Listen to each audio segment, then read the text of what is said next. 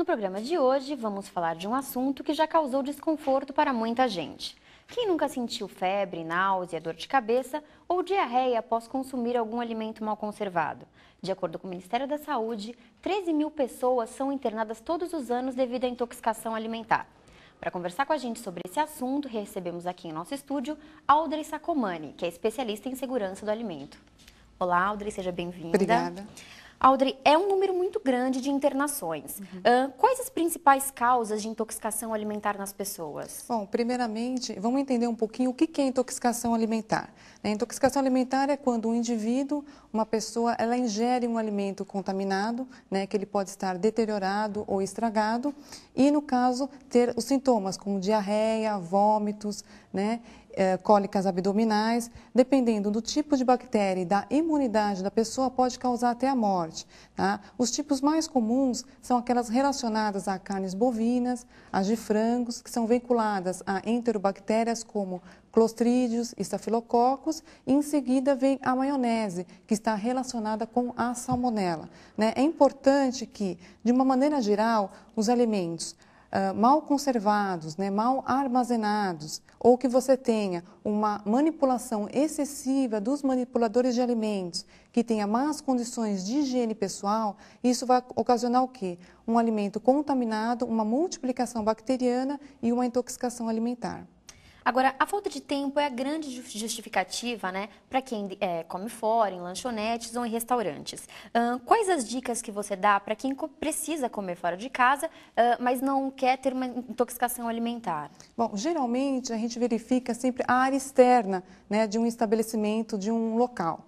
Então, se a área externa ela está limpa, isso indica que a cozinha, a probabilidade da cozinha estar limpa também é muito grande. E verificar as condições dos manipuladores de alimentos, se estão em boas condições de higiene, se estão utilizando toucas para a proteção dos cabelos, se não estão utilizando nenhum tipo de acessório, pulseiras, anéis, colares, geralmente naqueles restaurantes self-service ou por quilo, verificar na cadeia de distribuição se não tem uma grande quantidade de alimentos. Quanto menor a quantidade de alimentos, maior é a reposição. Isso indica que o alimento ele é mais seguro. Mesma coisa acontece, por exemplo, em padarias ou em lanchonetes, onde a gente tem aqueles balcões, expositores de salgados em grande quantidade de alimentos. O ideal seria ter poucas quantidades para se ter um alimento também mais seguro. E no caso de evitar comer alimentos crus fora de casa, dar preferência a verduras, legumes cozidos. Agora, tem muita gente que prefere não comer em restaurantes e lanchonetes devido ao medo de adoecer. No entanto, o Ministério da Saúde divulgou recentemente que 45% dos casos de contaminação são gerados por alimentos consumidos em casa. Isso significa que a intoxicação alimentar pode ser falta de conhecimento? Às vezes o que acontece? As pessoas elas adquirem as mercadorias, os alimentos com uma certa procedência, com uma boa procedência. E a maneira de preparo dentro de casa está inadequado. O que acontece? Muitas donas de casa deixam os alimentos sobre a pia, sobre o fogão, por muitas horas, por vários dias. Isso causa uma multiplicação excessiva dessas bactérias e, consequentemente, uma intoxicação alimentar. Além disso, também o que pode acontecer?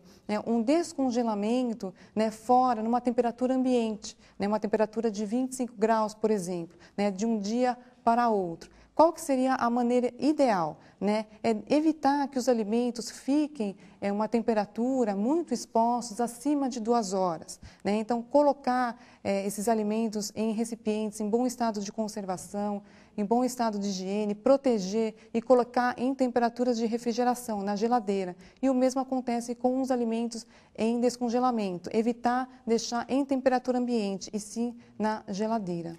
Agora, o Ministério e a Secretaria da Saúde, eles insistem em falar sobre contaminação cruzada. Você pode explicar para a gente e para quem está em casa o que significa essa contaminação?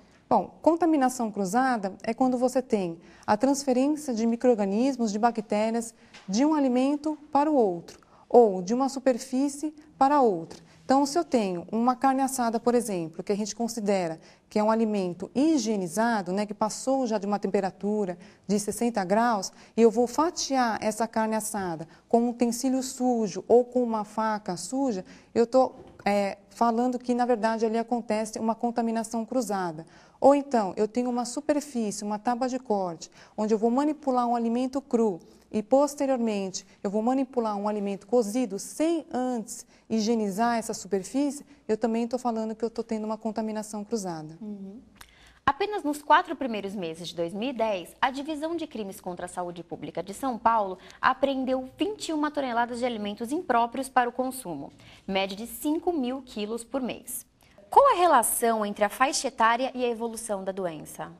Bem, o que acontece? A gente tem que se preocupar com os extremos, né? Então, na verdade, com as crianças e com os idosos. Por quê? Porque, na verdade, as crianças elas estão com o sistema imunológico ainda em desenvolvimento. E, no caso, os idosos, eles têm uma debilidade ainda nesse sistema imunológico. Então, eles estão mais suscetíveis a intoxicações alimentares.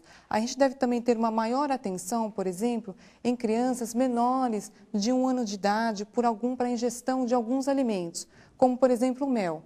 O mel, se ele for mal processado, mal conservado, mal armazenado, a gente tem a multiplicação de uma bactéria que se chama o Clostridium botulino, né? Que causa o botulismo. Então, essa bactéria, o que ela forma? Ela é, na verdade, um esporo, que é a resistência dessa bactéria, né? Ela se multiplica formando a célula vegetativa, ela transforma uma célula vegetativa e que posteriormente vai produzir a toxina botulínica. Então, a criança ingerindo a toxina botulínica, ela se desenvolve, ela se multiplica no trato gastrointestinal, podendo causar intoxicação alimentar.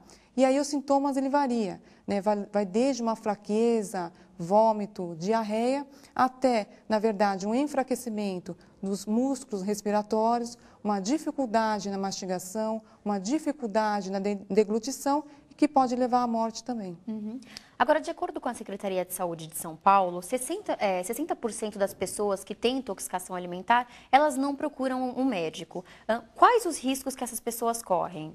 Bom, as pessoas, às vezes, elas desconhecem, né, a gravidade de uma intoxicação alimentar. Por quê? Porque nesse alimento contaminado, ele não sabe qual que é o tipo de bactéria que tem ali, né? E, às vezes, o que acontece? Essas pessoas estão imunodeprimidas. Então, os sintomas como diarreia, vômitos, cólicas abdominais acabam ficando desapercebidos. É interessante que sempre a pessoa que tiver uma suspeita, né, de qualquer tipo de sintoma de um alimento contaminado, sempre procure um posto de saúde ou um atendimento hospitalar mais próximo de sua residência.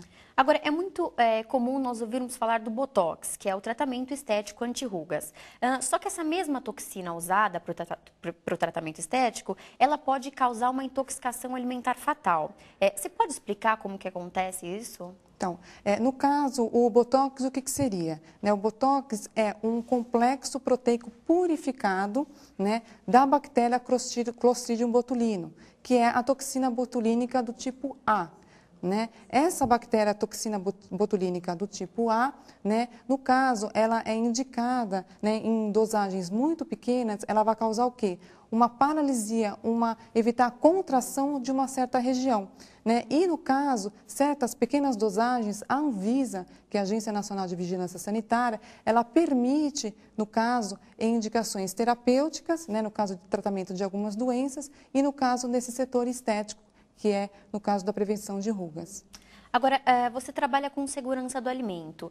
Como você realiza esse trabalho nas empresas? No caso, assim, com o aumento, né, de estabelecimentos especializados nesse serviços de alimentação em refeições, né, em comércios de refeições, a gente tem o trabalho a prestação de serviço de consultoria. Na verdade, o consultor é aquela pessoa, aquele profissional, né, que pode estar tanto vinculado a uma empresa ou pode ser um profissional que pode estar prestando um serviço autônomo. É importante destacar o quê? Que o consultor é aquele profissional que orienta, é aquele profissional que recomenda, é aquele profissional que sugere o controle de qualidade dos alimentos. Então, um serviço de alimentação que tem um controle de qualidade, que tem um consultor, ele vai evitar o quê? O desperdício de alimentos, vai evitar desperdício de mercadorias, né? O próprio proprietário vai evitar, né, a rotatividade de funcionários, porque esses funcionários vão estar constantemente sendo treinados com as boas práticas de manipulação de alimentos, né? No caso do consumidor, ele vai ter uma oferta maior do controle de qualidade dos alimentos, um alimento seguro, e para a população no geral, né, vai ter uma prevenção de doenças de origem alimentar, né, evitando o quê? Reduzindo gastos, né, reduzindo custos, né, de atendimento hospitalar e de uso de medicamentos. Agora, esse profissional ele é vinculado à Agência Nacional de Vigilância Sanitária? Não, ele não é necessariamente vinculado, né? Então, ele pode ser tanto por uma empresa ou então pode ser um profissional autônomo. Uhum. Agora, só para finalizar, uma curiosidade. Você é formada em medicina veterinária e eu queria que você dissesse para a gente qual o vínculo, qual a relação desse curso com a sua profissão? Então, o médico veterinário, na verdade, ele segue todo um rastreamento, né? Então, ele vai desde o campo, desde o abate, né, de um produto de uma origem animal até a mesa do consumidor. Então, a gente tem, na verdade, todo um controle de qualidade para que a gente possa ter um alimento seguro e oferecer ao consumidor como um produto final. O Pauta Aberta conversou com a especialista em segurança do alimento, Audrey Sacomani. E você fique ligado que o programa volta já.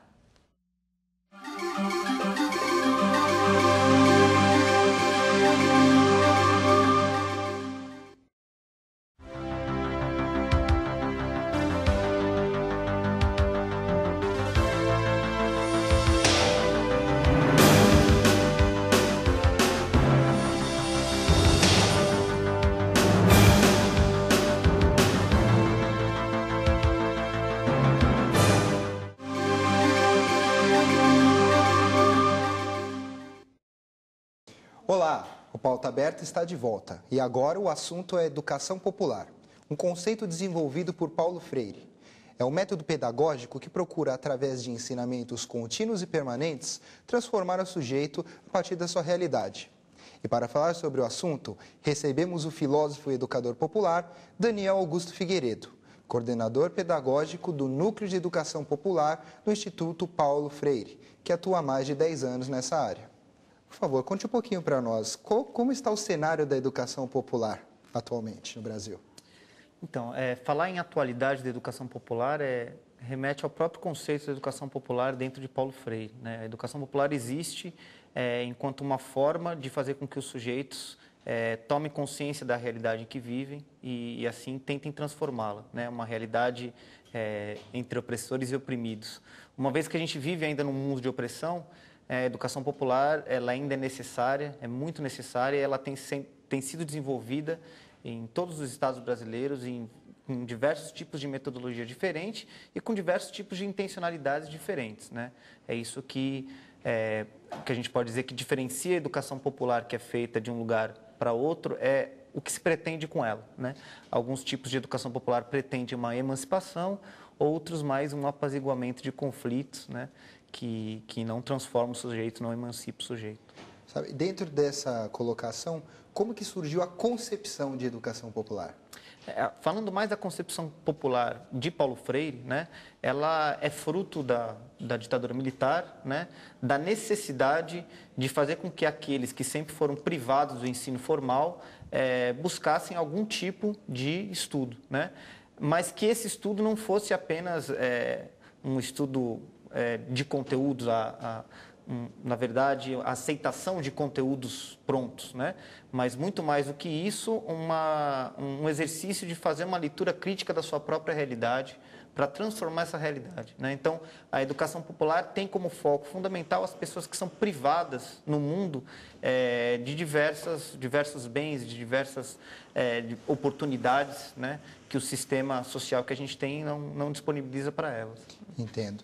E em quais aspectos que ela se diferencia da educação formal? Fundamentalmente por fazer com que o sujeito do conhecimento seja o educando, né? Não apenas o educando, ele se torna sujeito na medida em que ele faz um processo de tomada de consciência da sua própria realidade consigo mesmo, né?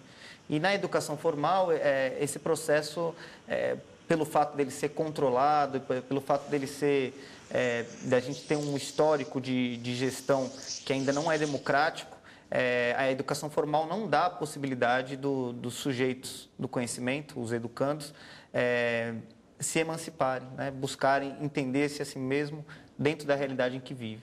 Entendo. As escolas regulares, elas adotaram um sistema de progressão continuada, que é a não repetência dos alunos do ensino fundamental. A educação popular apoia essa atitude?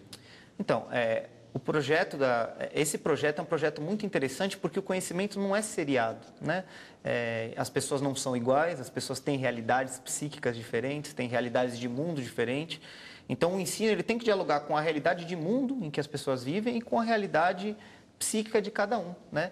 Nesse sentido, a serialidade não pode ser aplicada ao conhecimento. Porém, isso não pode ser usado com outras finalidades políticas, né? Não pode ser usado para fazer com que, enfim, cresça bastante o número de jovens e crianças que passam, né, de ano. Não pode ser usado com essa finalidade. A educação popular não entende o conhecimento como uma coisa de escadas, que você vai subindo, não. O conhecimento ele é adquirido na relação com o mundo e com os seus outros seres humanos, né? Agora, para a gente retomar, as escolas regulares, elas adotaram um sistema de progressão continuada, e que é a não repetência dos alunos no curso fundamental. A educação popular apoia esse tipo de conduta? Então, a educação popular não trabalha, ela não apoia a ideia de serialidade, né? Que o conhecimento não é uma escada que você vai subindo, né? Na verdade, o conhecimento ele se dá na relação dos homens com o mundo e com seus semelhantes, né? Então, dizer se apoia ou não apoia é um pouco difícil, mas certamente não apoia o ensino da maneira como ele está colocado hoje em dia, né? Em que você tem que cumprir anos, séries, e isso tem etapas. O conhecimento não tem etapas, o conhecimento ele acontece na vida, né? Ele acontece de forma não tão regular quanto a gente acredita, né? Bom, desde 2009, a Rede de Educação Cidadã, que é a RECID, ela atua para tornar a educação popular uma política pública. Como que você avalia essa questão?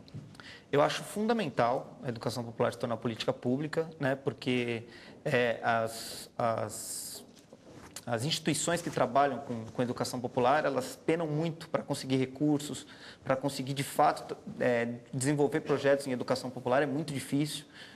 De financiamento. Então, o Estado toma a educação popular enquanto política pública para a transformação da realidade de vida das pessoas é uma coisa fundamental.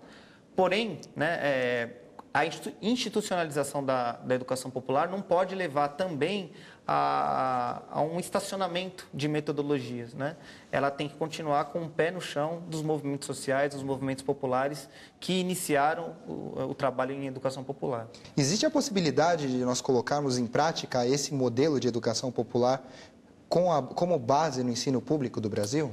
Então, a ideia de gestão democrática, né, ela tem sido muito discutida e aplicada em algumas prefeituras, em alguns sistemas educacionais, que na verdade, a ideia de trazer um pouco de Paulo Freire para dentro da escola, né? Na maneira de gestão da escola, de administração da escola, mais a gestão do que a administração. Isso significa mudar o sentido das relações humanas, né, que permeiam o universo da escola. Né? As relações humanas, não só no universo da escola, mas como em todos os lugares da sociedade que a gente tem, eles reproduzem relações de produção que são opressoras, né?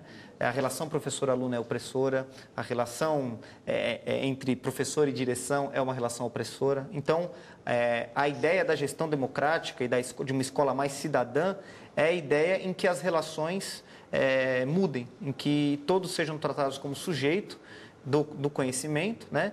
E tenham liberdade para construir um ambiente mais interessante para o universo do conhecimento. Entendi. Bom, atualmente você coordena o curso de formação de educadores populares do projeto de formação do orçamento participativo em Guarulhos. Explica para nós um pouquinho o que é esse projeto. Então, o projeto, o orçamento participativo é uma ideia, né, que tem mais de 10 anos no Brasil, é uma ideia de trazer as pessoas, trazer as grandes massas populares para a elaboração do orçamento público, né?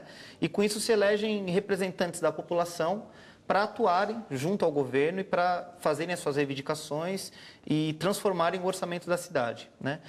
Em Guarulhos, nós estamos desde 2005 com esse projeto e a nossa proposta com esse projeto é fazer a formação desses representantes, para que uma formação política, né? Para politizar a consciência e trazer um nível de consciência maior para que a relação entre poder público e poder popular e comunidade não seja uma relação de dominação, não seja uma relação de clientelismo, né, que marca e marcou a história da política brasileira, de que eu peço e ganho alguma coisa por isso. Na verdade, as nossas formações são formações para aumentar o nível de consciência política da população. E aumentando o nível de consciência política da população, eles conseguem atuar melhor, tanto no orçamento da cidade, quanto em outros tipos de movimentos sociais que eles podem criar ou virem a participar por ocasião dos cursos, né? Você fala do cumprimento do princípio de Estado de Direito, né? E dentro dessa situação, quais são as dificuldades para a aplicação desse trabalho e qual é o resultado que se obteve ao longo desses anos que você está trabalhando? As maiores dificuldades é que não é fácil transformar a consciência, né? Paulo Freire deixa muito claro na Pedagogia do Oprimido, né, seu principal livro, de 1968, publicado em 1968, que a transformação da consciência, ela requer ao mesmo tempo a transformação da realidade, né? Então, quando a gente trabalha com a consciência, mas a realidade em si não se transforma, né, materialmente ela não se transforma, então há uma defasagem, a consciência também não se transforma, né? É necessário, é fundamental que haja um equilíbrio entre a transformação da consciência e a transformação material das condições de vida que as pessoas, em que as pessoas vivem, que as pessoas nas cidades grandes têm, né? Então, a maior dificuldade para a gente é transformar essa consciência sem ter uma transformação de fato da realidade, porque para transformar a realidade a gente requer muito tempo, a gente tem muitos problemas sociais que não se transformam de uma hora para outra.